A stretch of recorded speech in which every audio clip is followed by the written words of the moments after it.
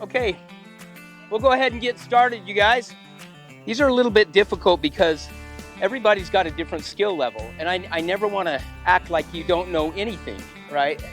Because all of you, it seems you've pulled up, mostly everybody's aired down, I think, already, and that's one of the items on our list. Does anybody have any questions with airing down, sway bar disconnect? Could review that briefly, because my understanding is you should be in floor low most of the time just for the gearing. Is that proper? Yeah, that's true. I'll tell you a little story. I had a buddy. Maybe I've told this story, and I apologize. We went down to Moab. He went with me. We did steel bender. He had a rough day, and he was bashing into things. And then he smashed his exhaust. He tore a motor mount, and then he started overheating. And he was fit to be tied. Right? It's hot outside, and I said, "I'll drive your Jeep. You drive mine, and we'll get out of here." And so I jump in his Jeep, and I kind of go up this little obstacle, and then it's sort of a plateau, and I'm hauling butt. And I radio him, and I said, "Are you in low range?" He goes, "No, I'm in high range." And I'm like, "Why?" And he goes, "I kind of thought that low range was sort of an ego thing." And I'm like, "I don't think that the manufacturers would build a transfer case and design it and gear it so that they could feed your ego. It's like when you're in low range, your engine is working less. That means no heat. It's less torque. That means no torn motor mount. You're not smashing into things. It's all controlled." So yeah, I'm almost always in low range. There are times though where you hit a plateau or whatever, and then you can put it in high range. But typically, I'd say if you can put it in 4 high, you could probably put it in 2 high. If you can hit 4 high, you can hit 2 high. Mostly reserve 4 high for rare instances off-road and snow. The other thing that you'll notice, especially in boulder fields, and there's not a lot of those here, but when you have boulder after boulder after boulder and they're not very big, your drivetrain gets what's called backlash. It's just like the transmission has a little bit of play, and so does the transfer case, and so does the gears. And by the time it gets out here to your tires, there's a lot of play. So the lower geared you are, the less of that you feel. But what happens is you'll come over a rock and then it just stops. And then all of that backlash, all of that play is taken up for a brief moment and then it goes again. So it's really jerky in a higher range. Lower range, very smooth. We're going to do Rattlesnake, and that can be a harder trail, but it doesn't have to be a harder trail. We've taken stock vehicles up it a lot. So if anybody has any questions, we'll stop at these places because remember, this is a class, so a lot of our time will be spent stopping and talking real briefly. There's obstacles along the side of the road, and we're going to stop at some of those so that if you want to, you can kind of try them or totally do them, but we can talk about how to do them at that point. And then it gets up to a thing called Wayne's World. Nobody has to do that at all, but you can take a look at it. And again, all of these vehicles will make it with no problem. And it's up to you to decide, I want to try that. I want some help. Let's talk about what we're doing and how we can make it better. If you haven't aired down, it's a way more comfortable ride. We talked about this in the class too, but different size tires, different ratings, E rating, C rating, D rating. We talked about that. People will ask, what should I air down to? It depends on the weight of the vehicle. There's so many things, but usually you can get by even without beadlocks. 10 to 15 pounds is really comfortable. And even if you're not doing hard things, it's a way more comfortable ride. So yeah, let's go ahead and air down, and then we'll start heading up there in, say, 5 or 7 minutes.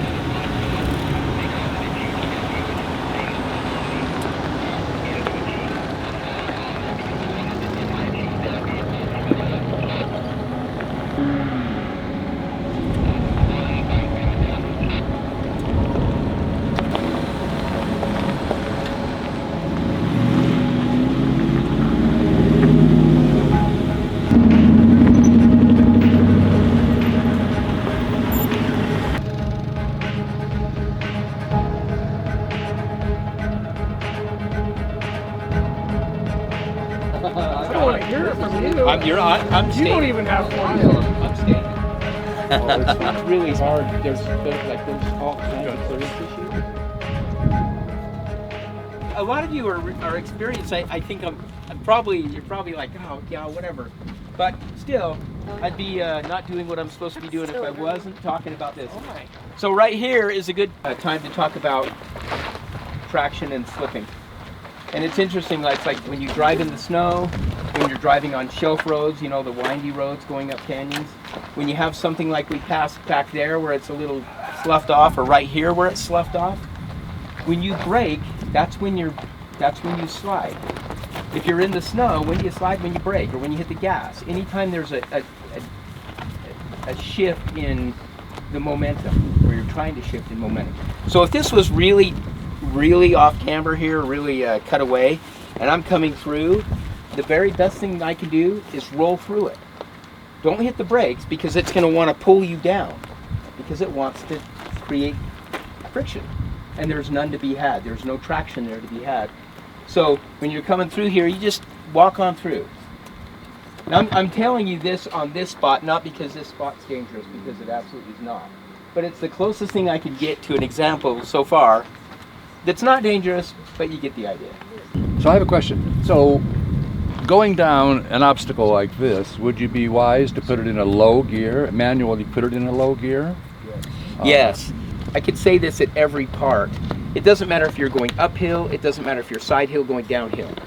If things go bad, literally your best way to escape a big problem like a rollover is to outrun it. You run away from your problems in off-roading. If I'm gonna wheelie or endo over, my only hope is to hit the gas and have the front of the vehicle outrun the back. If I'm going over backwards, I have to hit it in reverse and have the back of my vehicle outrun the front. So you want to be in a low gear, and this one is going to be a piece of cake. You could be in first gear and just creep down it. But if you start to slide, it's because you're creating so much resistance. And it's almost better to let it go a little bit, and that slide will go away. So going down here, I would say second gear, first gear. It's not that steep. It looks scary because it's really narrow right here, but when you actually crest this thing, you guys can walk up and look at it. It's not going to be too bad. And if anybody doesn't want to do it, let me know. Okay, and we can either turn you around or I can drive it.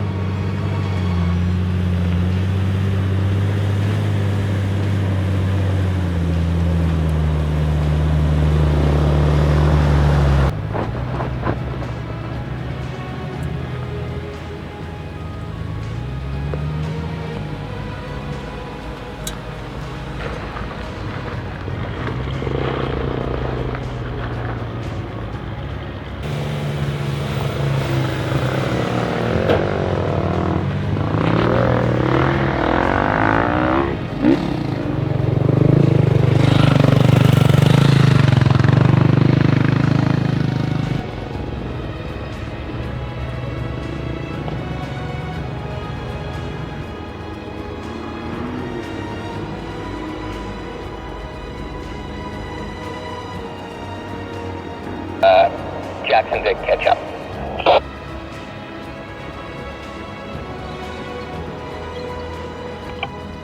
Tippy. Yep, you should be okay going over the tippy, go slow, but yes, if you can go straight up the hill and then left, that's ideal.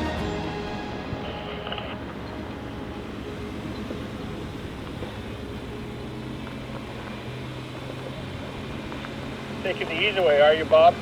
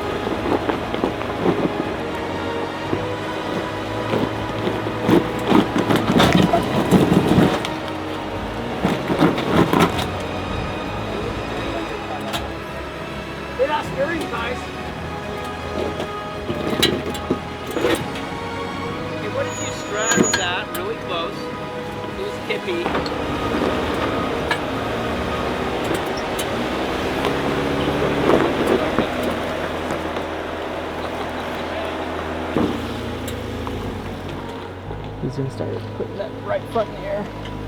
If it isn't already.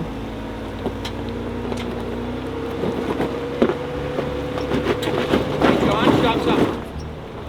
Before you're way offline. Oh, that's so freaking undercut. Yeah, it's bad. It'd be like a hard bump. It'd be a really hard bump, but then that top's right. gonna throw me up. Right, yeah.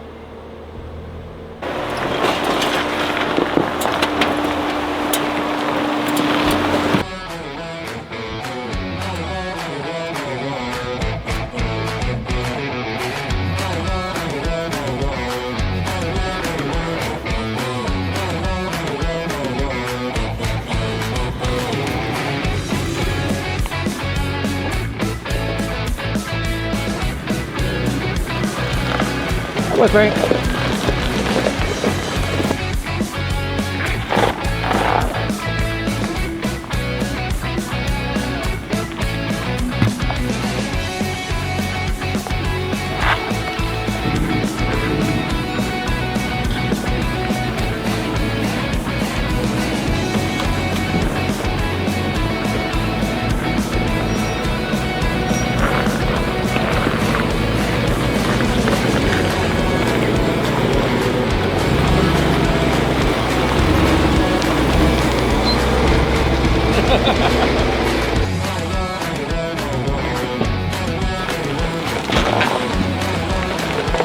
Nice job.